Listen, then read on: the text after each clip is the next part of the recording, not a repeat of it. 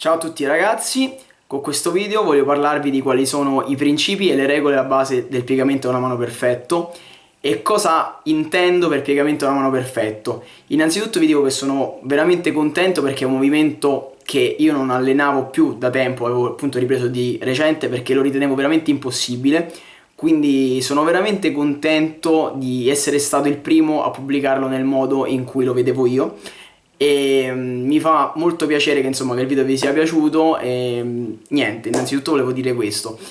Per quanto riguarda le regole, volevo innanzitutto dirvi un pochetto qual è stata la mia storia, diciamo, con questo movimento.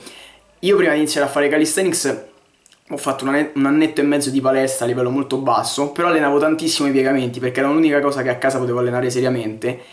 E ricordo già prima di fare calisthenics, di piegamenti a due braccia mezzo ROM, fatti molto alla buona, ne avevo fatti 104. Piegamenti a una mano li facevo molto facili, anche oltre il full ROM, insomma facevo anche già delle varianti. E appunto per questo mi aveva interessato molto questa tematica del piegamento a una mano perfetto, dato che vedevo già dei video di alcune persone che lo provavano e il nome esteso dovrebbe essere Perfect Regulation One Push Up, in cui appunto anche la parola regulation vuol dire fondamentalmente che ci deve essere una regolazione totale di tutto il corpo nell'eseguire questo movimento. E il fatto è che questo movimento aveva il problema che fondamentalmente il corpo dovrebbe essere sbaricentrato per eseguirlo, perché lavora fondamentalmente tutta una parte del corpo e non bisogna compensare da nessuna parte. E appunto ricordo che anche provando non c'era modo assolutamente di fare quel movimento, che poi infatti ho subito fondamentalmente accantonato. Proprio quest'anno alcuni ragazzi nei commenti su YouTube mi avevano riproposto questa sfida e quindi mi sono rideciso comunque ad allenarlo. Premetto che già in passato come adesso lo vedo come un esercizio secondario decisamente, anche terziario se vogliamo, poi vi spiegherò un pochetto di più perché. Comunque anche quest'anno quando l'avevo riapprocciato non riuscivo assolutamente ad eseguirlo neanche con le ginocchia appoggiate a terra, veramente. Perché qual è il concetto di questo piegamento? È che è veramente molto molto molto diverso da un piegamento a una mano. Come ho detto, piegamento a una mano, parte le ripetizioni è sempre fatte facilmente, ma come avete visto è vero che l'ho fatto con l'altro braccio, ma avevo fatto 120 kg di ripetizione appunto a una mano, ma è come se fosse un esercizio completamente diverso. Per quali motivi? E qui inizio ad elencarvi quali sono i principi e le regole. Innanzitutto non ci deve essere alcuna curvatura laterale né inarcamento, e questo ovviamente è una grandissima complicazione perché tutti i movimenti monobraccio si cerca di curvare da qualche parte, quindi questa è una grandissima complicazione.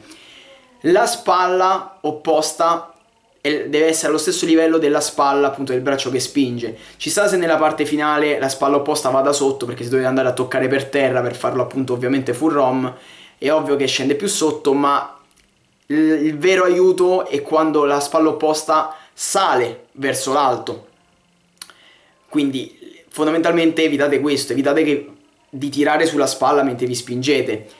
Nessuno slancio, nessun momentum, esecuzione quindi controllata e se riuscite lenta durante tutto il movimento. Il braccio opposto va messo o a lato o preferibilmente sotto, come l'ho messo io nel video, perché se lo mettete sopra vi porta ad alzare la spalla, che è la semplificazione di cui vi avevo detto prima, e soprattutto la mano va a spingere sul busto, quindi vi toglie svariati chili, insomma, anche se spingete magari poco tra spalla e spinta andate a togliervi dei chili. E vi dico queste cose perché tra fare un piegamento a una mano molto bene e fare un piegamento a una mano perfetto cambia moltissimo in questo caso, perché proprio alla base del nome stesso dell'esercizio c'è un'esecuzione perfetta fondamentalmente, quindi ogni curvatura, ogni compensazione vi va a portare fuori da questa denominazione. L'ultimo punto invece che vorrei mettere in luce, che secondo me è il punto più importante e fondamentale, che complica molto di più l'esercizio, lo rende proprio quello che è la posizione del gomito durante la spinta, perché secondo me il gomito deve stare in fuori, perché se noi andiamo a tenere il gomito stretto, innanzitutto andiamo a far intervenire moltissimo la spalla, come appunto nei piegamenti a una mano normale, mentre qui, per come è stato pensato questo esercizio, la spinta deve essere tutta sul tricipite. Inoltre la capacità di chiudere il gomito sul busto varia anche a seconda della corporatura di una persona, persone più esili possono chiudere di più.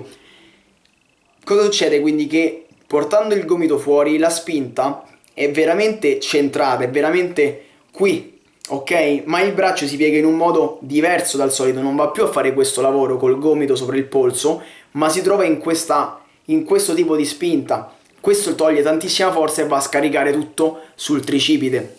Un'altra cosa che voglio dire riguarda i piedi contro il muro. Come avete visto nella mia esecuzione io ho tenuto i piedi contro il muro. Questa è un'esecuzione che vi permette, vi aiuta a contrastare un minimo la rotazione del corpo.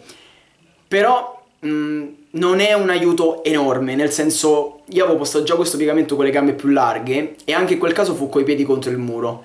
Poi qualche allenamento dopo, che ero già appunto migliorato, ne feci 8 gambe larghe senza muro, per dire.